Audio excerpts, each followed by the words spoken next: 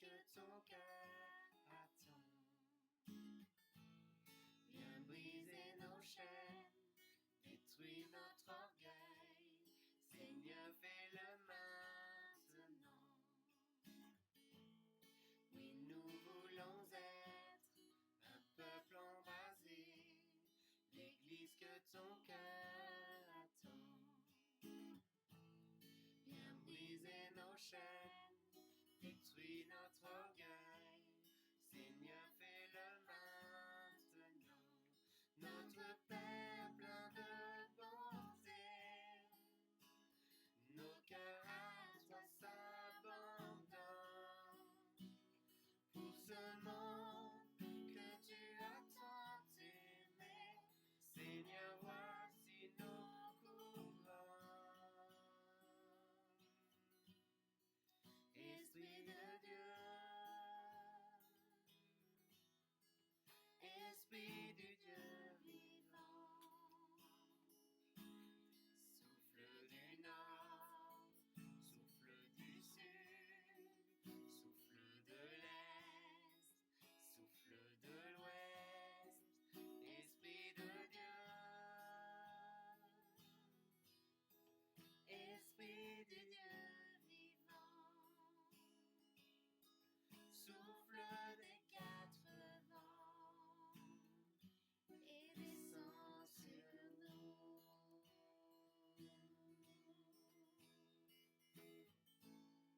Envoie ta puissance en nous les témoins d'un royaume qui se répand. Fais brûler nos cœurs au sein des ténèbres comme un phare dans l'océan. Envoie ta puissance en nous les témoins d'un royaume qui se répand. Fais brûler nos cœurs au sein des ténèbres comme un phare dans l'océan. Notre Père plein de bonté, Dieu de tendresse et de grâce, pour ce monde que tu as tant aimé, fais briller sur nous ta face. Esprit de Dieu, Esprit du Dieu vivant, souffle du nord, souffle du sud, souffle de l'est, souffle de l'ouest, Esprit de Dieu, Esprit du Dieu vivant, souffle des quatre vents et descend sur nous.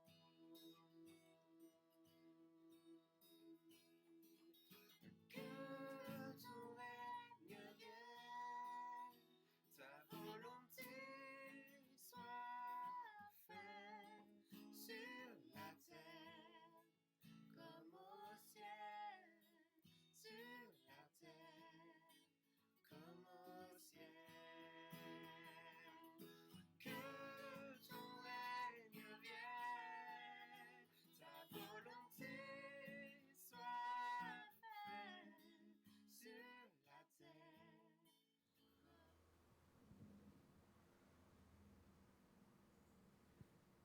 Bonjour, bonjour chère Nicole, qui est connectée avec nous sur Facebook. Sois la bienvenue pour ce culte du jeudi dans notre temple, de là où tu es. Je te salue toi parce qu'à l'heure actuelle, on est juste tous les deux connectés. Alors je regarde juste sur la tablette si...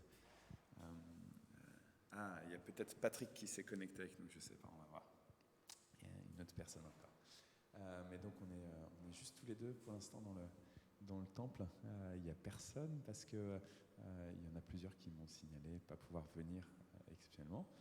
Et en même temps que je dis ça, il y a Germaine qui arrive. Donc voilà. Du coup, on a toi, Nicole, qui est connectée avec nous, et puis Germaine. On pense fort à Alain. Il a des analyses à faire aujourd'hui. Donc voilà. Je ne savais pas s'il allait réussir à venir avant les analyses ou pas. À mon avis, il ne peut pas être avec nous. On pense à Sylvie et à Dana aussi qui se connectent régulièrement, qui viennent régulièrement dans le temple. Je ne sais pas si elles seront là ou pas. En tout cas, on les remet entre les mains du Seigneur. Je vous propose, Germaine et Nicole, qu'on prenne un temps de prière et puis après on va lire le psaume pour aujourd'hui. Ça sera le psaume numéro 72. Seigneur, c'est toi qui nous as réveillés ce matin. C'est toi qui as insufflé la vie en nous. Parce que tu as des projets pour notre journée. Tu as des projets pour le reste de la semaine, pour Nicole, pour Germaine, pour moi, et pour ceux qu'on a déjà croisés depuis ce matin. Oui, Seigneur, nous avons la conviction que si tu nous réveilles, c'est pour nous utiliser comme des amis, comme des enfants,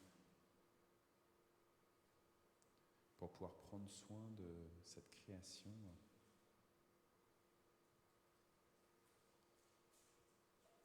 Alors Seigneur, moi je te dis merci pour ce réveil, merci pour la vie.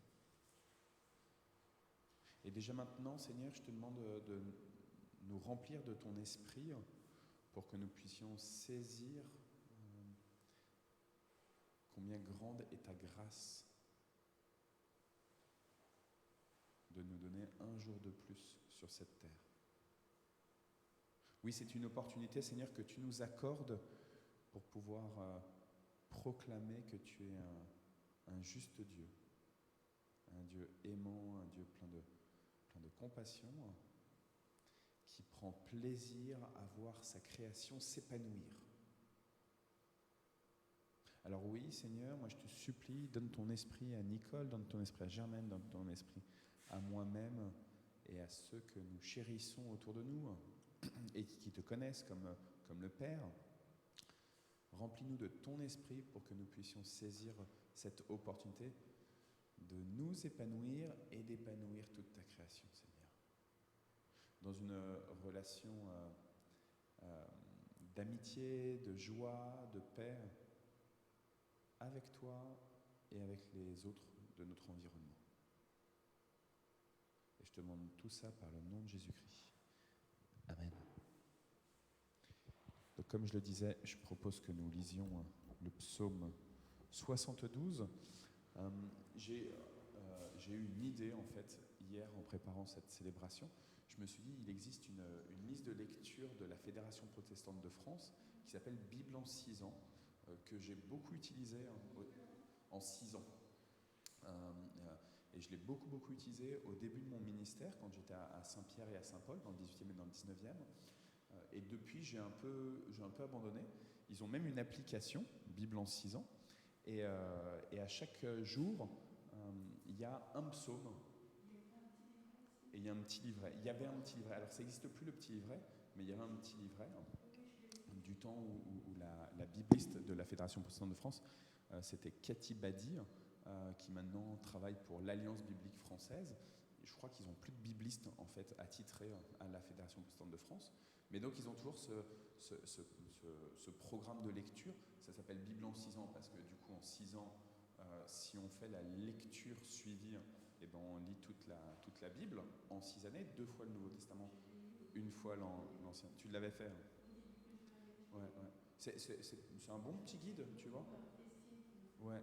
En fait, comme elle travaillait à la Fédération protestante de France, Marie-Christine, et en fait, alors moi, j'ai un programme de lecture qui est Bible en 1 an, hein, mais du coup, c'est vrai que des fois, en 1 an, on a des journées où il y a beaucoup à lire, quoi. Hein. Alors que Bible en 6 ans, ça passe assez vite, et d'ailleurs, du coup, on va méditer à partir du texte de la lecture suivie de Bible en 6 ans, mais il propose aussi pour tous les jours un psaume, et donc aujourd'hui, de manière continue d'ailleurs.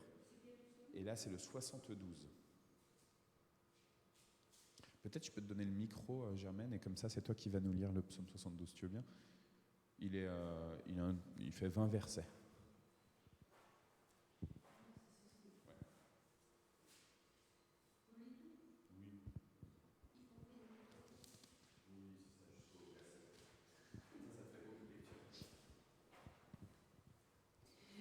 Ô Dieu, donne au roi d'être aussi juste que toi. Donne à notre roi ton sens de la justice, qu'il juge ton peuple avec justice et les malheureux selon ta loi. Montagne, apportez la paix au peuple. Colline, apportez-lui la justice. Que le roi fasse justice aux malheureux du peuple, qu'il soit le sauveur des pauvres. Qu'il écrase celui qui les écrase par l'injustice. Que le roi vive jusqu'à la fin du monde, aussi longtemps que le soleil et la lune. Qu'il soit comme la pluie qui tombe sur les champs, comme l'eau qui arrose la terre. Que la justice s'étende tant qu'il gouvernera, que la richesse déborde tant que la lune brillera. Qu'il gouverne de la mer Morte à la Méditerranée, depuis le fleuve Euphrate jusqu'au bout du monde.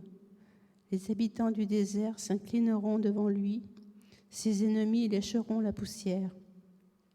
Les rois de Tarsis et des îles lointaines lui apporteront des cadeaux. Les rois de Saba et de Séba lui paieront l'impôt. Tous les rois se mettront à genoux devant lui. Tous les peuples le serviront. Oui, le roi délivrera le pauvre qui appelle et le malheureux sans appui. Il aura pitié du faible et du pauvre, il leur sauvera la vie. Il les délivrera des gens faux et violents, car leur vie est du prix à ses yeux. Vive le roi! Il recevra alors de ses bas, les gens prieront sans cesse pour lui. Que Dieu le bénisse jour après jour, que le blé déborde dans le pays, que ses épices se balancent au sommet des montagnes, comme le mont Liban quand il fleurit, que les villes se développent comme l'herbe des champs, que le nom du roi soit célèbre pour toujours, que l'on garde son souvenir tant que le soleil brillera, que tous les peuples reconnaissent que le roi est béni de Dieu et que par lui, chacun souhaite aux autres cette même bénédiction. Merci au Seigneur d'Israël, lui seul fait les actions magnifiques. Merci pour toujours au Dieu glorieux, que toute la terre soit pleine de sa gloire. Oui, oui, qu'il en soit ainsi. Les prières de David, fils de Jessé, finissent ici.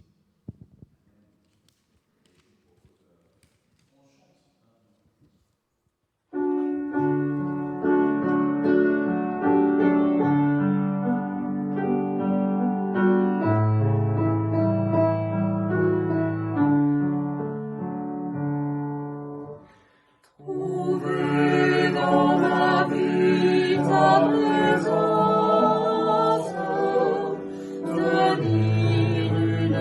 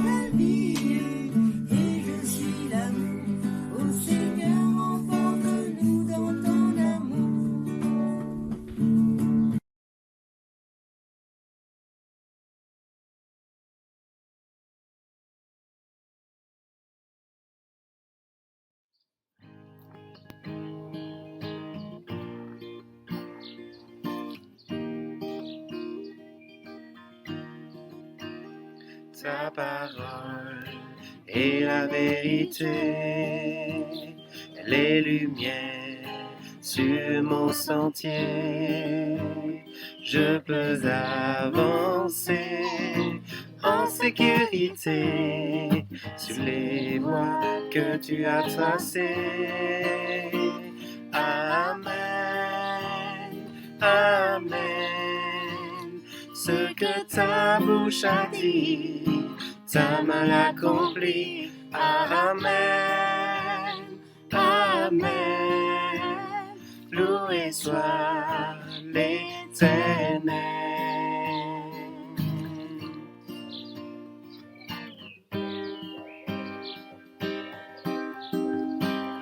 Ta parole est une arme puissante, une épée à double tranchant. En toi j'ai confiance, Dieu tout-puissant, éternel Dieu triomphant. Amen, Amen. Ce que ta bouche a dit, ta main l'accomplit. Amen, Amen.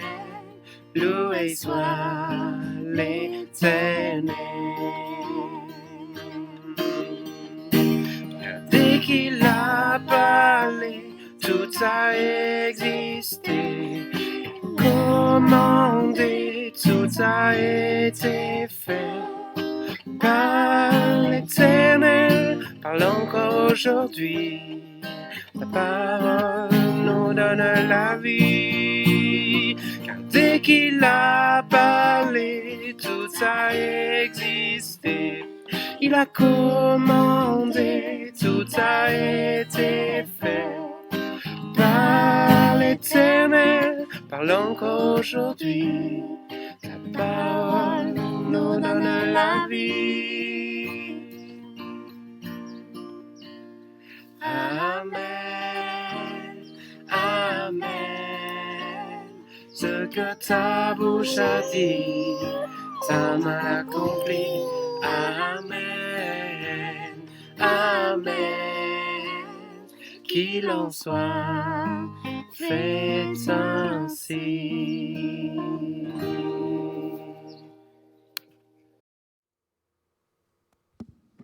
Alors Nicole, elle nous dit sur Facebook qu'en ce moment, elle est en train de relire le Nouveau Testament. Et donc justement, ça tombe bien puisque la lecture suivie de Bible en 6 ans, on est dans le Nouveau Testament. Et on est dans la première lettre de Pierre au chapitre 2. Première lettre de Pierre au chapitre 2, à partir du verset 4. Première lettre de Pierre, chapitre 2, à partir du verset 4. Approchez-vous du Seigneur Jésus, il est la pierre vivante. Approchez-vous du Seigneur Jésus, il est la pierre vivante. Les gens l'ont rejetée, mais Dieu l'a choisie et elle est précieuse à ses yeux. Approchez-vous de lui, approchez-vous du Seigneur Jésus. Alors vous aussi, comme des pierres vivantes, vous servirez à construire la maison de l'Esprit Saint. Vous formerez une communauté de prêtres saints pour offrir des sacrifices selon l'Esprit de Dieu, et Dieu les acceptera à cause de Jésus-Christ. En effet, les livres saints disent de la part de Dieu, « Regardez, j'ai choisi une pierre précieuse et je la pose dans la ville de Sion comme pierre principale. Celui qui s'appuie sur elle ne sera pas déçu. Pour vous qui croyez, cette pierre vous donne de l'honneur. Mais pour ceux qui ne croient pas, la pierre que les constructeurs ont rejetée est devenue la pierre principale de la maison. » Ailleurs, les livres saints disent également, c'est une pierre qui fait perdre l'équilibre, un rocher qui fait tomber. On continue, verset 9. Mais vous êtes la race choisie, la communauté des prêtres du roi, la nation sainte. Vous êtes le peuple que Dieu a choisi pour annoncer les grandes choses qu'il a faites. Il vous a appelés à sortir de la nuit pour vous conduire vers sa lumière magnifique. Autrefois, vous n'étiez pas le peuple de Dieu, mais maintenant, vous êtes son peuple. Autrefois, Dieu n'avait pas pitié de vous, mais maintenant, il a pitié de vous. Amis très chers, vous êtes des gens de passage, des étrangers sur cette terre. C'est pourquoi je vous le demande, ne suivez pas les désirs mauvais qui luttent contre vous. Au milieu de ceux qui ne connaissent pas Dieu, ayez une belle conduite.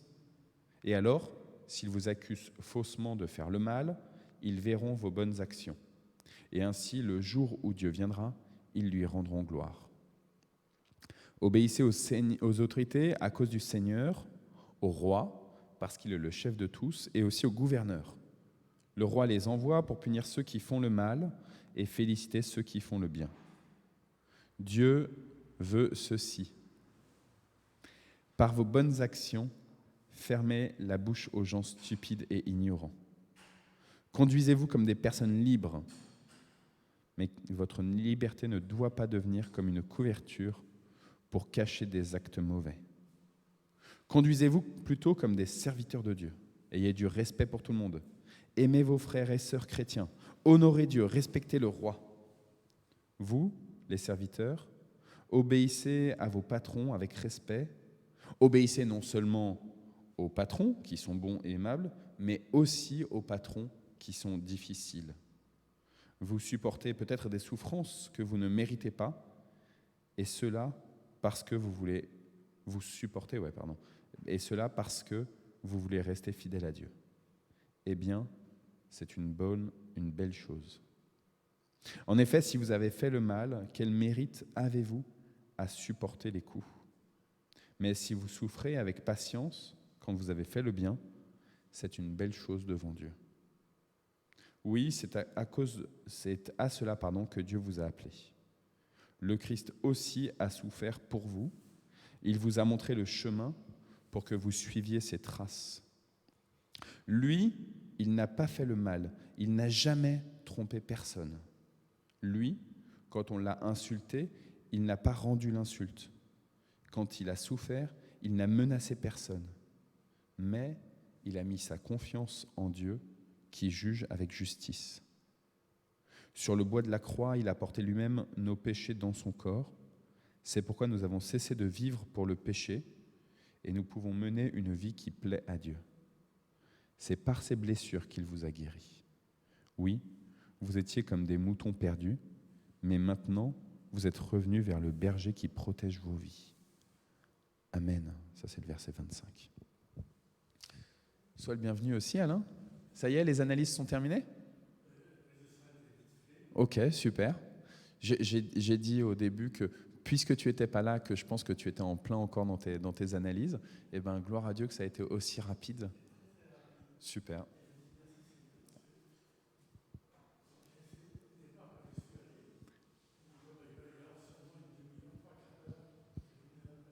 Ouais, c'est ça, on se dit quand on va faire la prise de sang que ça dure longtemps, et en fait, en plus.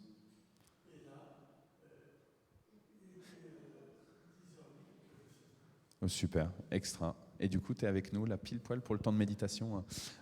Donc, on est sur 1 Pierre, tu as reconnu, 1 Pierre chapitre 2. C'est la lecture du jour dans le programme de lecture Bible en 6 ans de la Fédération protestante de France. Et je disais à l'accueil que c'est un programme que j'ai utilisé au tout début de mon ministère, que j'utilisais plus. Et puis, je sais pas, hier, j'ai senti qu'il fallait que je rappuie sur l'application Bible en 6 ans et que j'utilise ce programme-là pour aujourd'hui. Peut-être que ça sera le programme, on verra. Enfin, je pense qu'il faut laisser l'Esprit du Seigneur agir. Mais on avait fait Zacharie, parce qu'il y avait tout le cycle sur Zacharie pendant le mois de septembre. Mais voilà. Bon. En tout cas, là, c'est 1 Pierre, donc chapitre 2. Je trouve que c'est beau cette image de Pierre qui dit qu'il y a une pierre qui est Jésus, qu'il est la pierre. Il récite les versets du Premier Testament qui rappellent ça. La pierre qui a été rejetée par les bâtisseurs, c'est la pierre d'angle. C'est une pierre qui peut être une pierre qui fait perdre l'équilibre, une pierre d'achoppement pour certains. En fait, pourquoi je trouve ça très très beau que Pierre lui-même écrive que Christ est la pierre?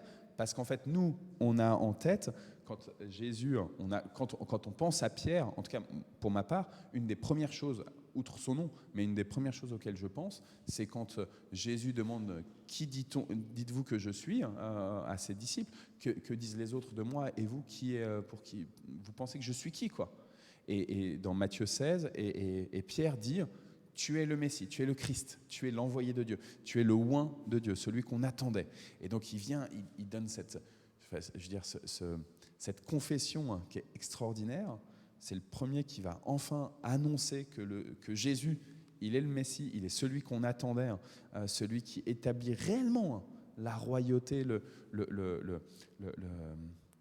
la dominance de Dieu sur la terre, qui vient reprendre à celui qui essaye de spolier Dieu, à celui qui essaye de faire croire qu'il est on l'appelle le prince de ce monde, à celui qui essaye de faire croire qu'il a autorité. Et Pierre est le premier qui dit à Jésus, extérieurement du Christ, c'est pas Christ qui dit de lui-même là, c'est Pierre qui dit « Tu es le Christ ». Ça me rappelle d'ailleurs, petite parenthèse, quand Jean-Baptiste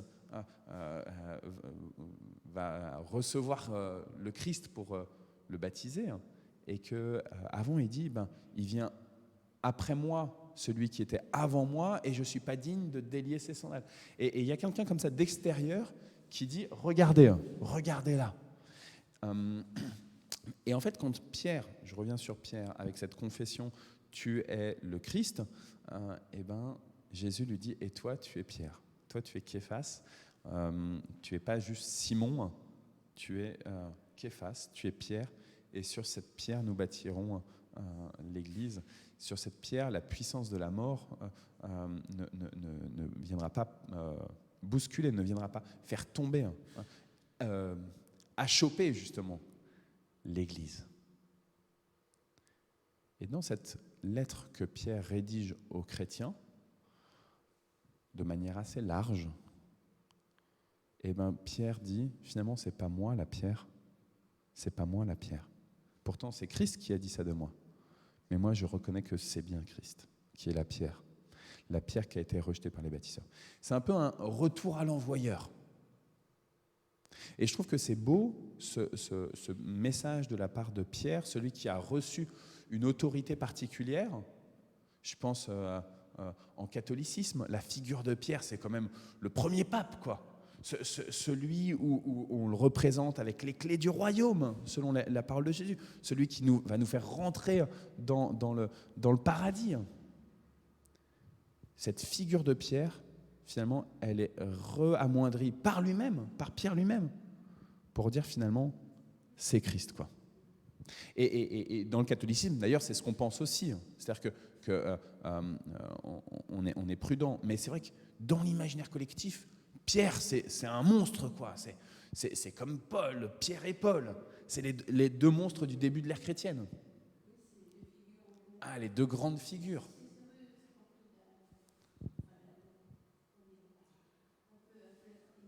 Ah, c'est ça. C'est eux qui ont tracé le chemin de l'Église, tu vois. Avec les deux tendances, Pierre qui s'adresse plutôt à la communauté juive, et Paul plutôt à la communauté païenne. Et les deux sont réunis. Et d'ailleurs, on aime bien dans la tradition que Pierre et Paul, on les voit mourir à Rome. Alors, on ne sait pas vraiment s'ils sont morts à Rome, et l'un et l'autre. Mais en tout cas, la tradition veut que les deux soient morts à Rome. Et du coup, il y a la tombe de Pierre et de Paul à Rome. Et évidemment, tu vois, il y a un rassemblement. Et ça montre aussi l'universalité. Tu vois, Pierre, même si Paul, il était juif, en fait, Pierre, qui représente l'ancienne alliance plutôt, et Paul qui représente la nouvelle alliance universelle. Et les deux sont réconciliés. Paul était assez tradit, ouais. Il était assez radical. C'était vraiment un juif très zélé.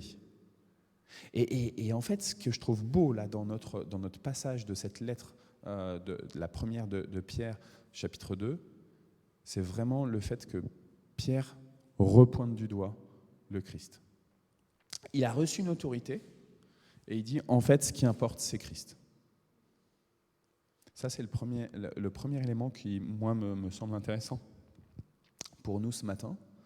Deuxième élément, il dit, et maintenant, Dieu, il a décidé de sa bonne grâce de vous choisir tous ensemble. Et justement, on pourrait dire, c'est Pierre, c'est le pape. Et Pierre lui dit, en s'humiliant, en faisant preuve d'humilité, il dit en fait, c'est nous tous qui recevons l'appel du Seigneur. L'importance de l'Église, exactement. C'est-à-dire que maintenant, on forme l'Église. Exactement. Et il va plus loin, il dit, vous êtes une nation de prêtres.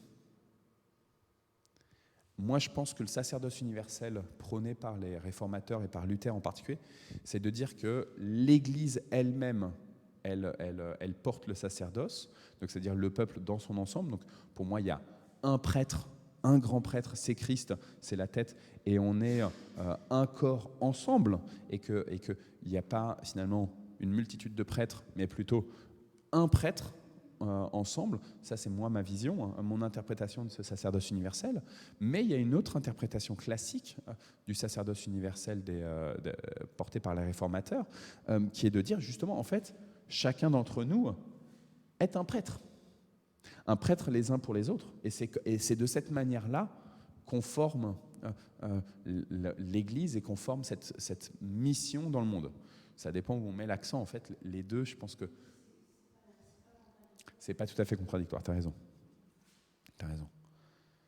On met l'accent, en fait, tu vois, peut-être plus sur l'un, plus sur l'autre. Exactement. Christ est vraiment le premier, exactement. Et tout le grand prêtre du Premier Testament, nous, on le relie en tant que chrétiens comme les prémices.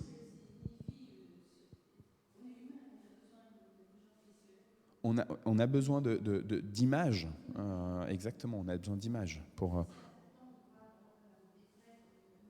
C'est ça.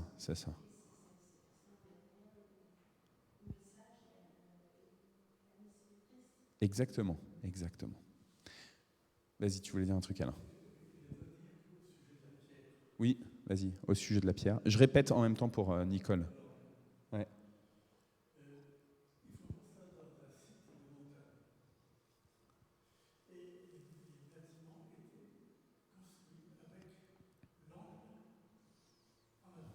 Ouais. L'angle des bâtiments était vers l'avant.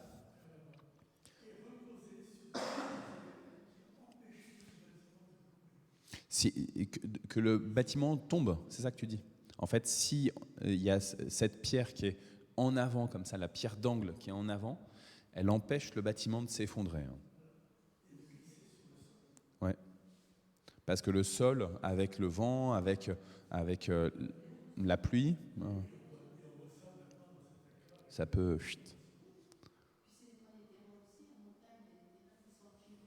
Ouais. Dès qu'il pleut, l'argile, ça glisse. Ouais. Donc il faut une pierre comme ça qui... Ouais.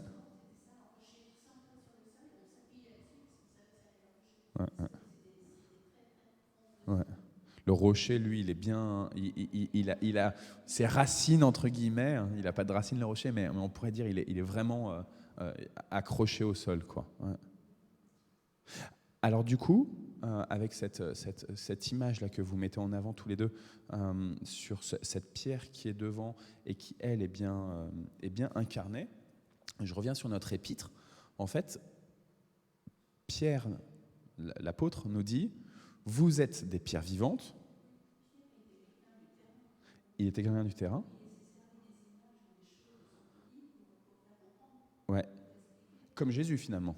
Comme Jésus. Les deux, ils ont utilisé des images qui correspondaient à leur... Ouais, exactement. T'as raison, Jérémy. Et en tout cas, donc, ce qui est intéressant aussi, c'est qu'il dit, vous êtes des pierres vivantes, finalement pas pour vous-même, pas pour votre relation à Dieu, mais pour les autres. Et dans ce chapitre 2 de 1 Pierre, il insiste beaucoup sur finalement le sacerdoce vis-à-vis des autres. Et il dit, s'il y a des gens qui disent du mal de vous, il faut que vos actions, elles démontrent en fait, au-delà de vos paroles, au-delà de ce que vous pourrez dire, à essayer de défendre votre beefsteak, à essayer de défendre votre être même par votre parole, c'est vos actions qui vont témoigner que ce que les autres peuvent dire, c'est faux.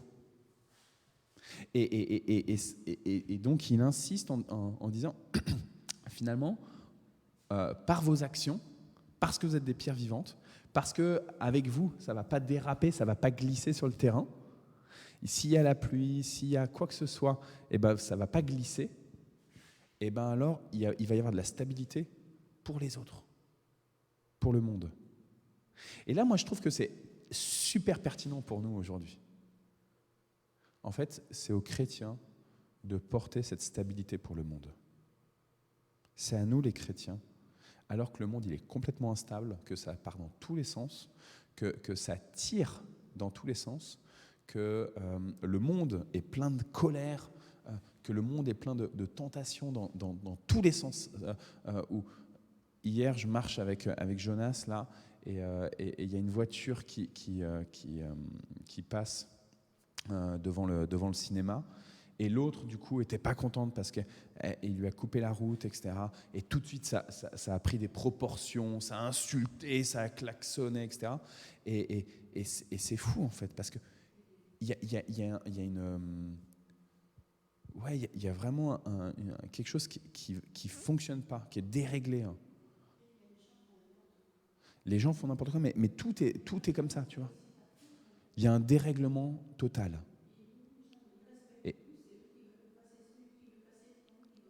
Ouais, c'est ça. Alors en voiture, mais pour tout, c'est comme ça, sur une file d'attente, etc., etc. Et tout est déréglé, et il y a vraiment de l'amertume, de la rancœur autour de nous.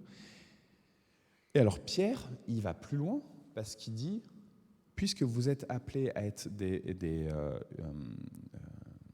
pierres vivantes, il faut que vous assumiez cette stabilité, mais donc du coup, ça veut dire que vous, les premiers, vous ne devez pas tomber. Vous devez faire attention à votre être, à votre foi, à votre esprit, à votre relation à Dieu. Et vous devez avoir de l'égard, prendre soin de qui vous êtes pour ne pas chuter. Parce que si vous glissez, eh ben, le monde il sera pas aidé, quoi. Il sera pas aidé.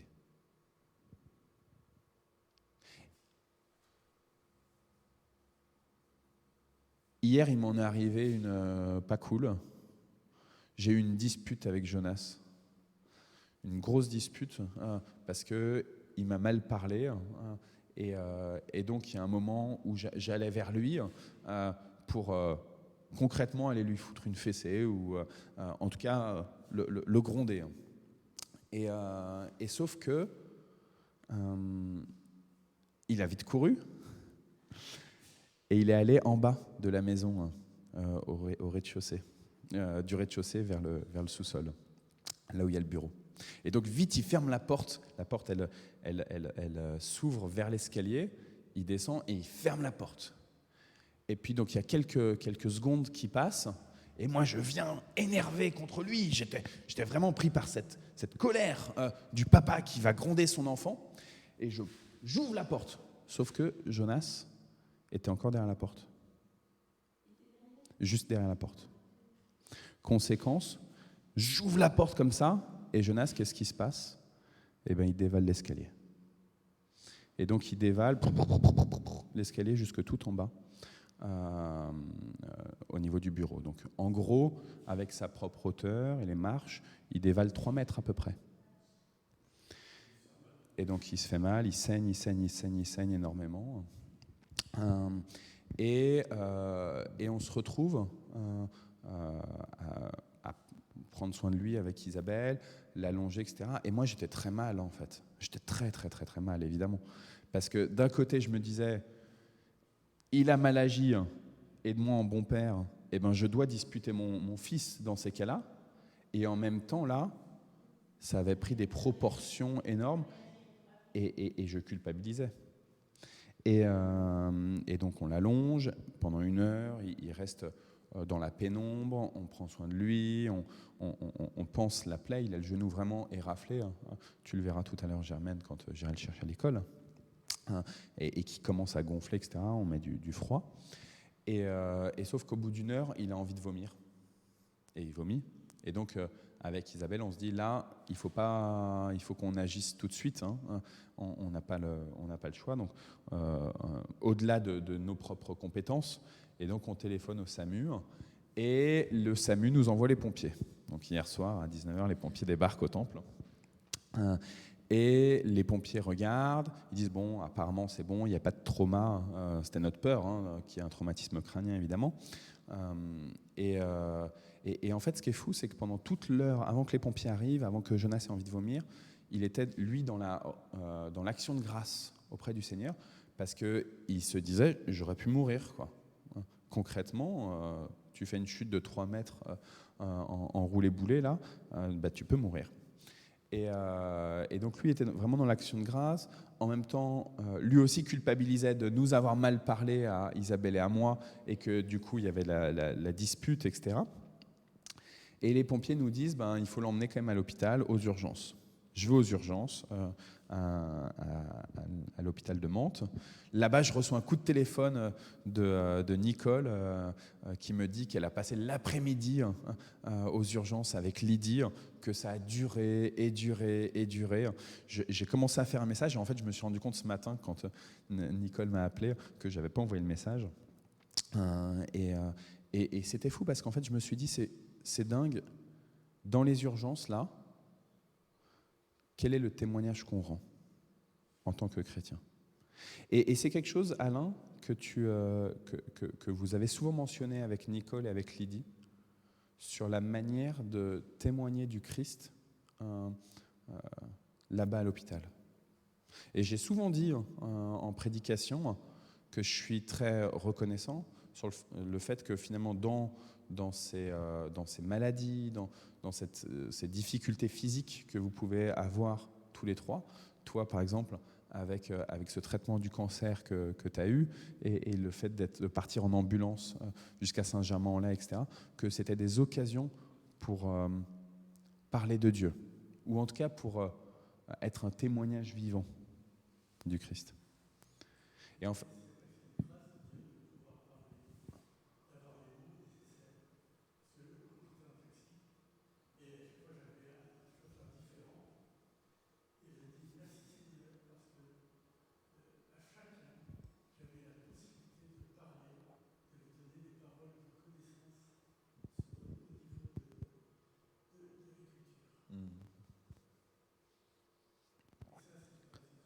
Amen. Amen.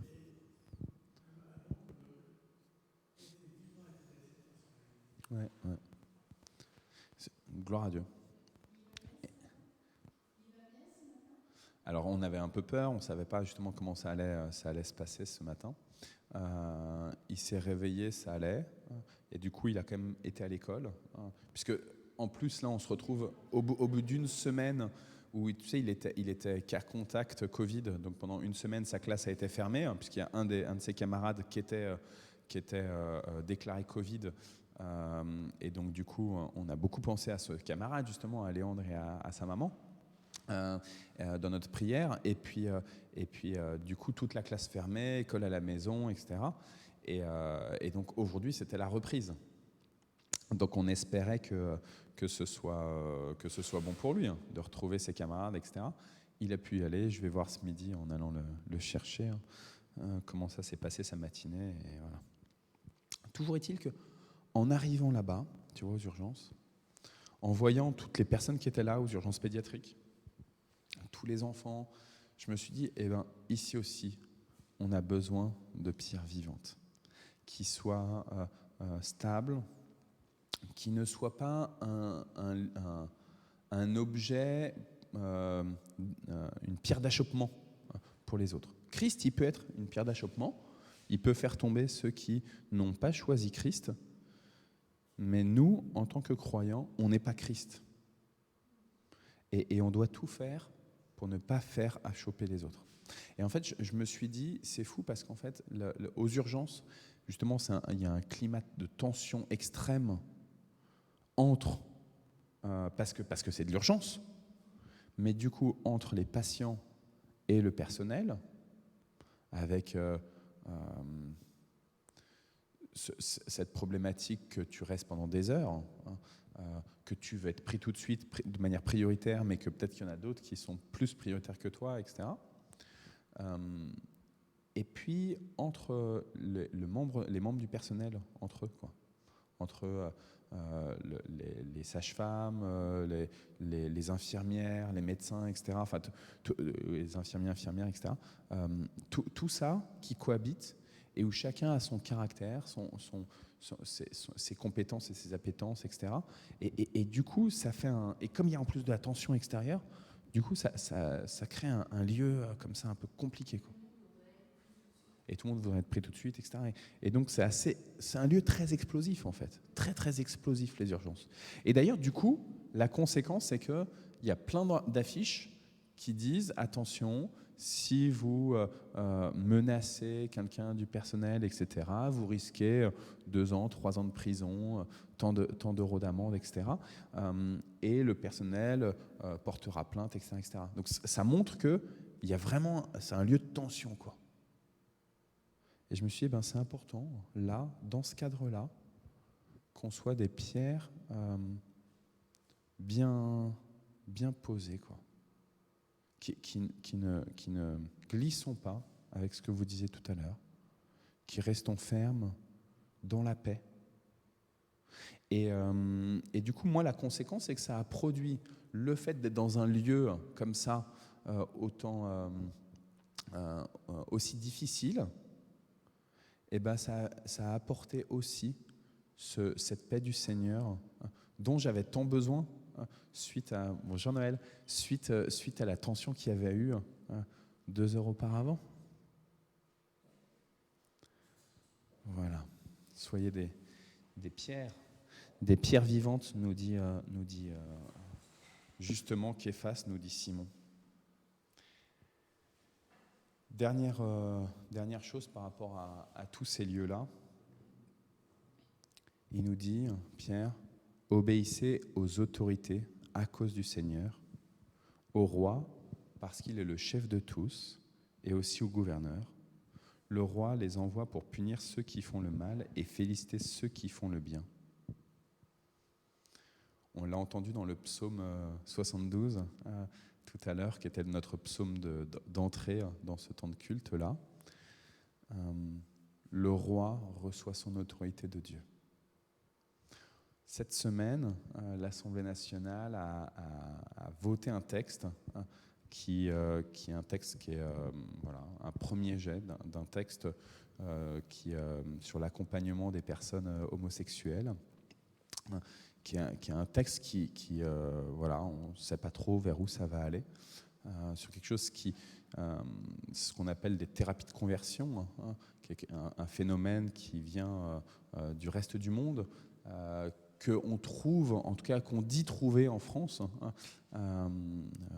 et qui est un sujet en tout cas très sensible pour la communauté homosexuelle, puisque ces thérapies de conversion, c'est le fait d'accompagner quelqu'un qui se dit homosexuel, qui a des désirs homosexuels, des pulsions homosexuelles, de l'accompagner pour essayer de entre guillemets, guérir de ça.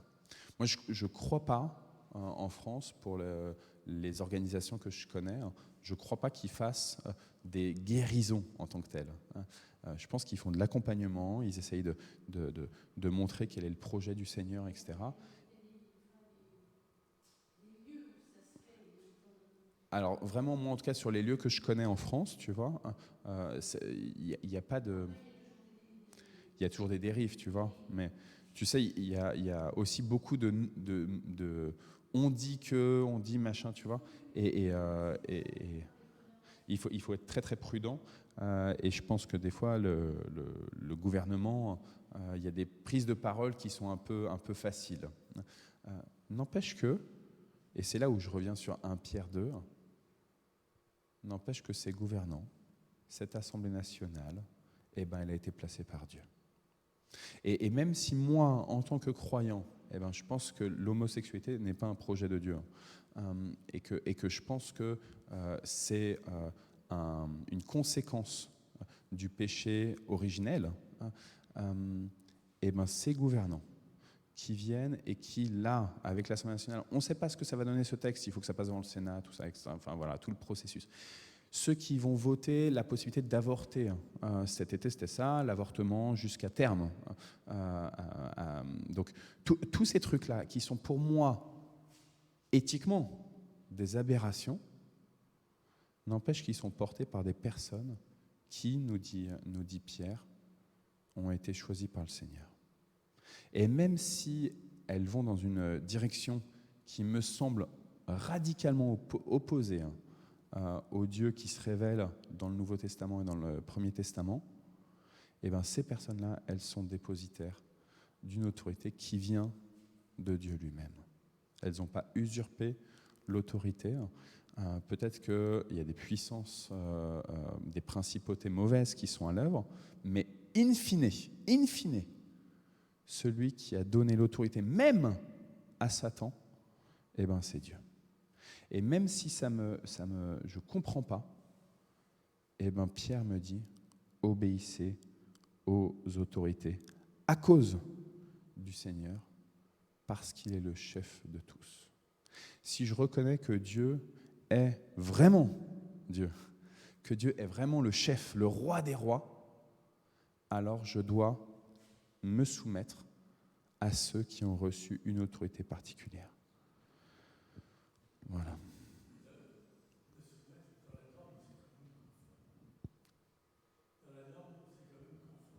Ouais. Ouais, ouais.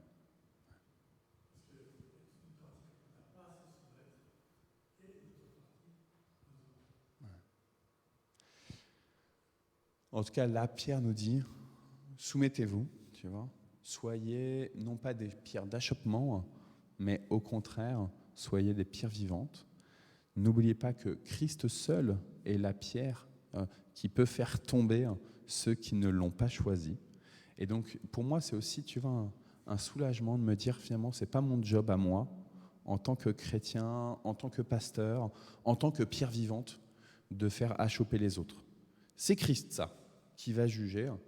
Et je vous rappelle juste que dimanche dernier et dimanche prochain, on est en train de prêcher sur l'Apocalypse. On a fait Apocalypse 19 et dimanche prochain, on va faire Apocalypse 21. À vous dire vrai, aujourd'hui, avant que le Seigneur m'indique de faire lecture Bible en 6 ans, là, ce programme de lecture, et ben je m'étais dit, bon, un dimanche Apocalypse 19, le dimanche d'après Apocalypse 21, aujourd'hui c'est Apocalypse 20, c'est clair. Et en fait, ce qui est fou, c'est que Apocalypse 20, eh ben, c'est le moment où il y a le premier jugement de Satan, où la bête, le dragon, est enchaîné pendant 1000 ans. Et puis, hop, désenchaîné, il essaye de prendre tous les peuples, etc.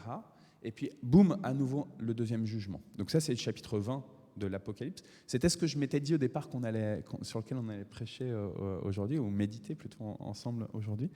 Et finalement, le Seigneur, il a guidé autrement avec 1 Pierre chapitre 2. Mais ce qui est intéressant, c'est que vraiment, je crois que Dieu nous dit, chacun son boulot, quoi. Mais priez pour moi, pour que vous puissiez vous-même vous mettre dans cette position, que vous déchargez même de cette responsabilité. Et reconnaissez qu'il n'y a qu'une seule pierre vivante, qu'une seule pierre qui est là, qui est la pierre d'angle. Amen. Noël, sois la bienvenue, c'est cool que tu sois là pour ce temps de... Tu râles là, en toi-même, mais tant mieux, le Seigneur nous fait râler intérieurement. Si tu veux. Moi-même, je râle intérieurement. Donc...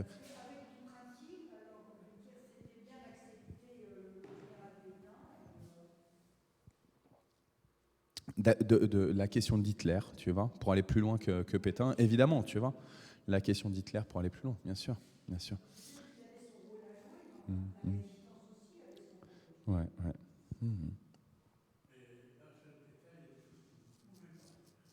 Yeah.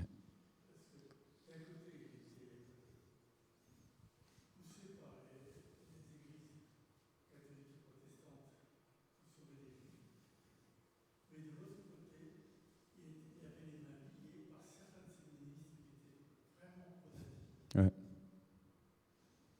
Ouais.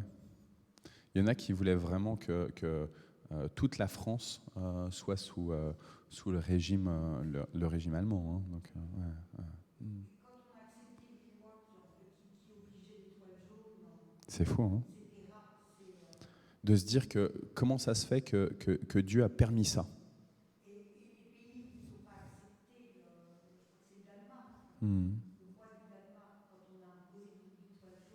Lui, il a dit non, c'est ça?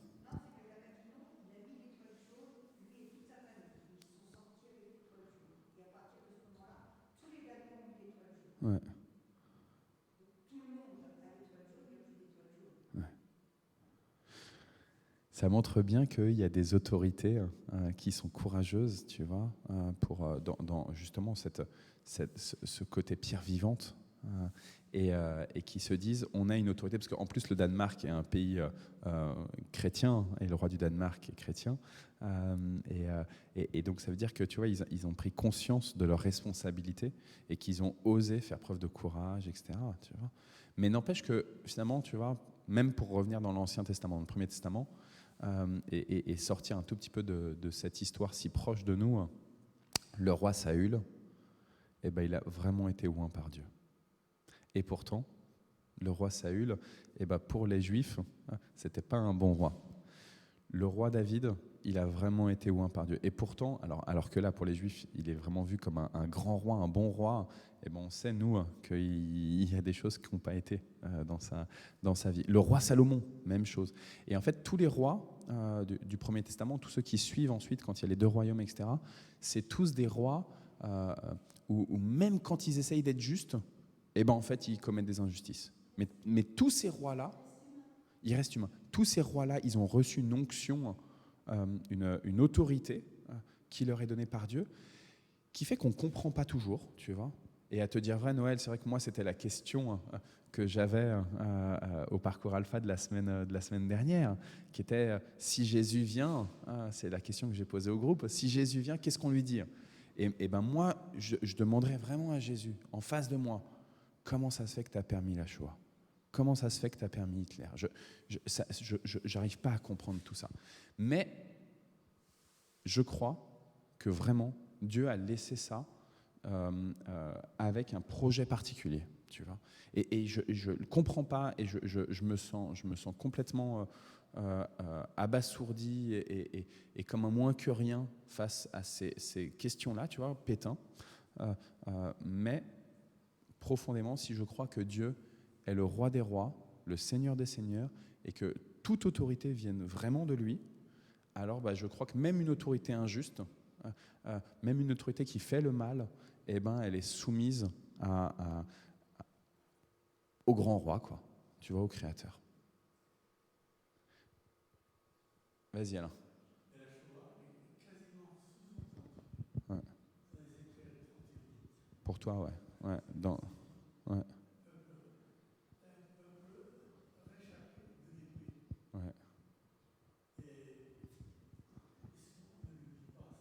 Ouais.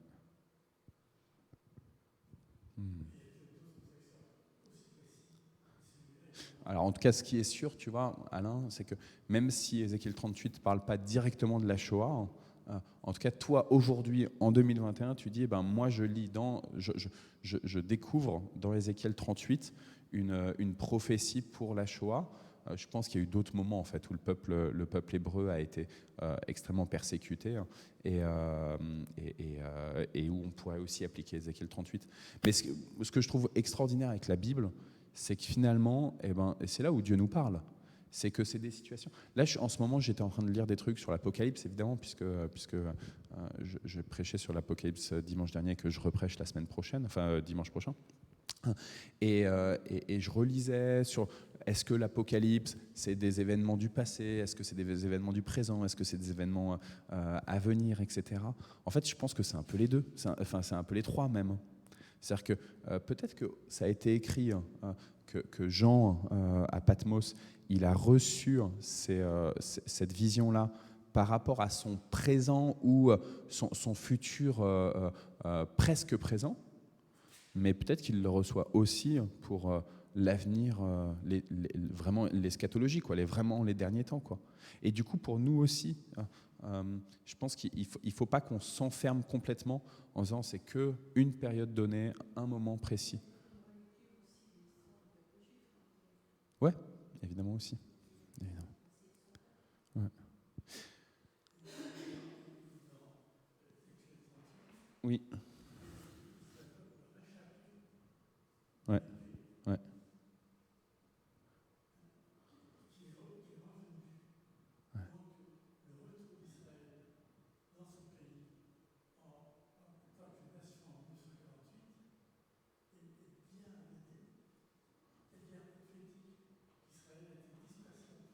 Ouais. Ouais. Amen, c'est vrai. Malheureusement. En tout cas, malheureusement. C'est le projet du Seigneur aussi. On va juste prendre un petit temps de prière. Il est déjà 11h04, je pense, quelque chose comme ça. Il y a Nicole qui nous dit quand j'étais régulièrement à l'hôpital, je témoignais régulièrement de ma foi. Et donc là, elle nous met un petit message avec des mains jointes pour dire qu'il faut prier. Donc je pense qu'elle a raison, Nicole, tu as tout à fait raison, c'est le temps de prier. Et elle nous demande de prier alors pour Jonas, pour mon fils, et puis pour son fils Yves. On a déjà plusieurs fois prié pour lui, qui est en hôpital, qui est interné en hôpital pour l'instant. Donc voilà, de continuer à prier pour lui. Moi, je pense qu'il faut aussi qu'on prie pour, alors on l'a déjà fait, mais la semaine dernière, Tilane qui a été opérée, elle a encore des douleurs à l'épaule, mais maintenant elle nous a dit qu'elle avait un kiné, donc ça c'est déjà pas mal, parce qu'elle est à la maison. Voilà, comme ça, il y a un kiné qui prend soin d'elle. Je pense qu'il faut qu'on continue de prier pour Yang Mi, qui a été opéré mardi de la semaine dernière du pied. Donc, on n'a toujours pas le résultat de l'analyse de ce point. Donc voilà, en tout cas, elle avait rendez-vous chez son généraliste. Elle est obligée de prolonger son arrêt de travail, etc. Donc voilà, prier pour Yang Mi. On a, je le mentionnais au groupe de prière mardi, on a un frère aussi qui va déménager, Jean-Pierre, que vous avez peut-être vu dimanche, qui est là, qui s'était assis là. Et donc il va déménager, sauf qu'il va avoir pendant 15 jours un problème de logement. Il aura déjà vendu sa maison, il ne sera pas dans son nouveau logement. Donc là, ça devient un peu compliqué pour lui. Et aujourd'hui, justement, il voit pour ce nouveau logement. Donc en tout cas, prier juste pour qu'on puisse savoir où il doit être hébergé pendant ces 15 jours, quoi. Voilà. Ah, donc ça, c'est pas mal. En tout cas, pas que ça soit une phlébite, mais qu'on commence à se dire, tiens, ça y est, ça serait ça. Parce que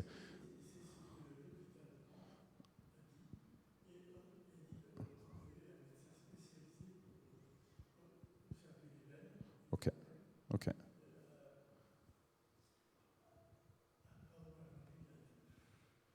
Alors, ils sont. Nicole m'a parlé d'Aubergenville, donc c'est pas Aubergenville.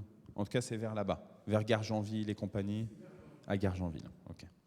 Et donc, en tout cas, on espère qu'il puisse y avoir tout de suite une bonne prise en charge si c'est une phlébite, pour éviter des complications de type amputation et compagnie. Donc, ouais. En tout cas, c'est bien que là, il y a quelque chose qui soit posé et qui soit différent de tout ce qu'on a pu un peu penser jusqu'à présent.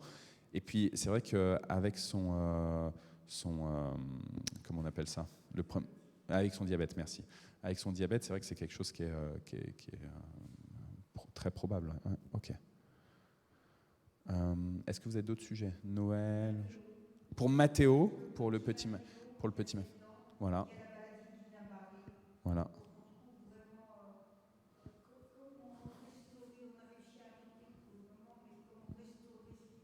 Ouais, ouais. Voilà. Donc je le redis au micro, notamment pour Nicole. Donc le petit Mathéo, on a Noël qui nous a donné ce sujet mardi. Il a fait un Covid, un petit enfant de 7 ans. Et les conséquences de ce Covid, c'est qu'il a développé le syndrome de Guillain-Barré et que du coup, il n'arrive plus au niveau de ses mains à ouais. c'est tout sclérosé, quoi. C'est tout. Voilà. Ouais. Ah, c'est les nerfs même, en fait, que ça attaque. Voilà. En tout cas, voilà, il n'arrive plus à s'agripper, quoi. Enfin, il n'arrive plus à attraper les choses, à tenir. Et c'est un petit garçon de 7 ans, donc voilà, c'est. Ouais. Donc, Mathéo. OK. D'autres sujets encore?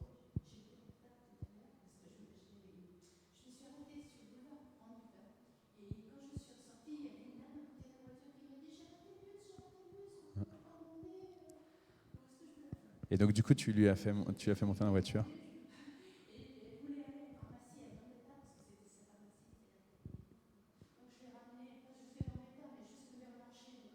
C'est super.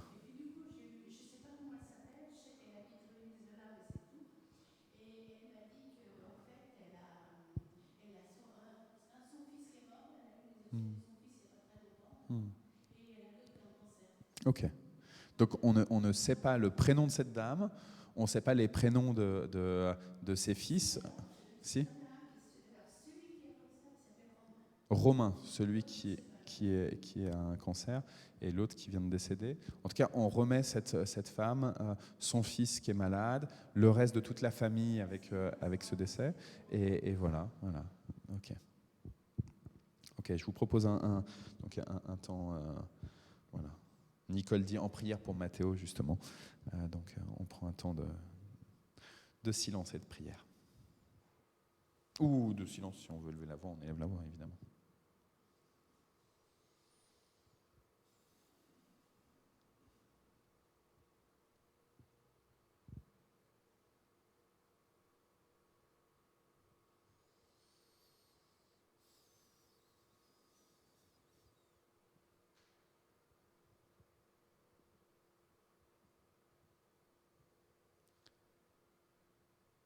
Seigneur, tu vois toutes ces personnes qui sont souffrantes autour de nous. On veut te les confier, qu'elles soient souffrantes physiquement, psychologiquement. On pense que tu es le Dieu qui est capable de miracles en termes de guérison. Je te supplie aussi pour tous ceux qui sont en souffrance spirituellement, qui sont pris par des angoisses terribles, des colères terribles. Moi, je te supplie, Seigneur, que tu sois le Dieu qui vient de manière radicale déposer ta paix. Dans les individus, dans les couples, dans les familles.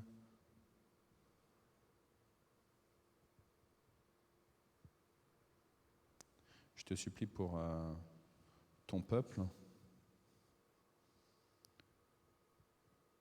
Donne-nous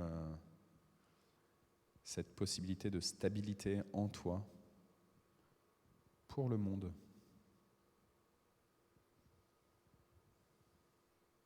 Je te supplie pour nos bouches, nos langues, qu'elles ne soient pas porteuses de médisance, mais au contraire, qu'elles soient sans cesse bénissantes.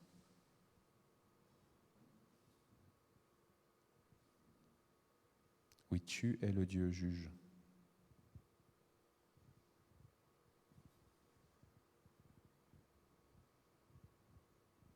Je te supplie pour nos villes, notre ville, à nous 4 là dans le temple de Mantes-la-Jolie, mais aussi la ville où habite Nicole. Je te supplie pour les autorités de ces villes-là.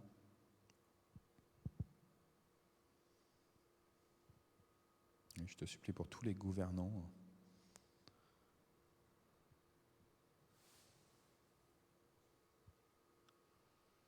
Avec cette affaire des Pandora Papers aussi, je te confie, Seigneur, tous ceux qu'on a pu voir comme des modèles.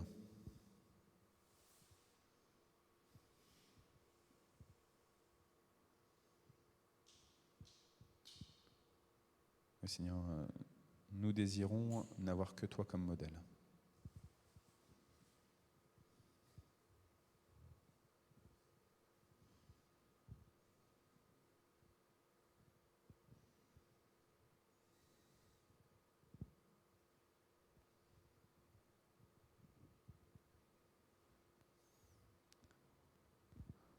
ensemble, nous disons la prière que Jésus nous a enseignée.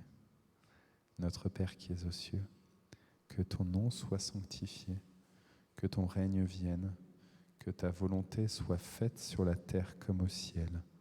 Donne-nous aujourd'hui notre pain de ce jour. Pardonne-nous nos offenses, comme nous pardonnons aussi à ceux qui nous ont offensés. Et ne nous laisse pas entrer en tentation, mais délivre-nous du mal, car c'est à toi qu'appartiennent le règne, la puissance et la gloire pour les siècles des siècles. Amen. Que le Seigneur vous remplisse de sa paix, de sa joie. Vous êtes les pierres vivantes. C'est vous qui êtes amenés à la stabilité dans ce monde pour amener ce monde à reconnaître l'autorité suprême de toute chose, qui est le Christ et le Père, qui est le Saint-Esprit. Et donc, ce Saint-Esprit, il vous remplisse pour votre journée, que vous puissiez être des bons et fidèles serviteurs qui entreront plus tard dans la joie de votre Maître. Amen. Voilà, bon jeudi. Moi, je vais foncer pour aller chercher les enfants. Et puis après, on a un temps de déjeuner. Nicole et puis les autres qui sont connectés, je ne sais pas qui ils sont. Il y a plusieurs personnes de connectées, mais à part Nicole qui a mis des messages. En tout cas, on vous souhaite un très très bon jeudi. Que le Seigneur vraiment vous bénisse.